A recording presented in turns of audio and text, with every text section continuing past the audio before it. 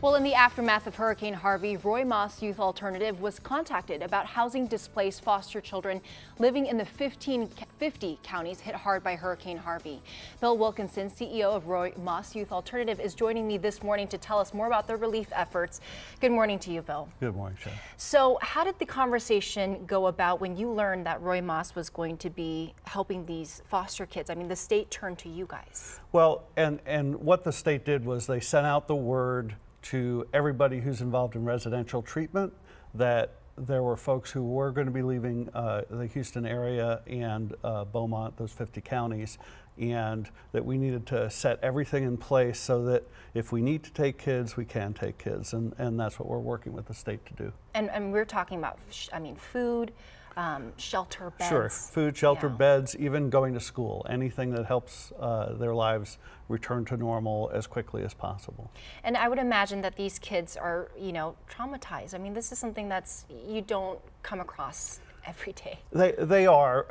You know, our kids endure a lot of trauma because of the you know, abuse and neglect that they've endured, but they get re-traumatized when they move. And the thing is that the kids are so resilient. They're kind of used to packing up their stuff and moving. It's not what we hope for the kids, but it's amazing how quickly they bounce back once you give them a normal setting. And how many foster kids right now are you guys housing? Well, we currently have about 120 kids in our facility, and we are set up to take as many as another 100 from Harvey if we need to take them. And how long will they be there? And I mean, I would imagine you need a lot of staff to sort of help with this situation. We do. I mean, staff normally come with the kids because even while the kids are in transit, they're required to be monitored by staff who are certified to be able to take care of them. So some of those staff will end up staying with us as well.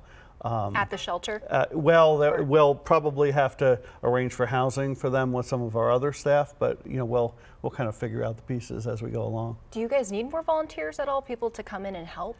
We don't know yet, so we're asking people to kind of stand by, and if they'd like to call or go to the website and let us know that they might be available, then we'll reach out at the moment that we get kids. And Bill, I'm curious to know, have you been able to talk to any of these kids and just get a sense of where they're at and how they feel about this whole thing? We haven't. Our communication right now has been with the Department of Family and Protective Services, and they're kind of keeping us posted on movement and what's generally going on, but we haven't been able to speak to any of them yet.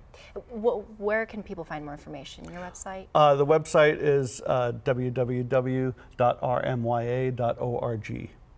All right, and we see that on the screen right there if people need to just get more information. And Bill, how long do you think, once these kids come, how long do you think that they might be here for? It really is going to depend on the other residential settings in the Houston area and how quickly they can recover. So it's going to be an open-ended proposition, but we're ready to deal with it. All right, Bill, thank you so much for being here with us. You bet. We'll be right back after the break.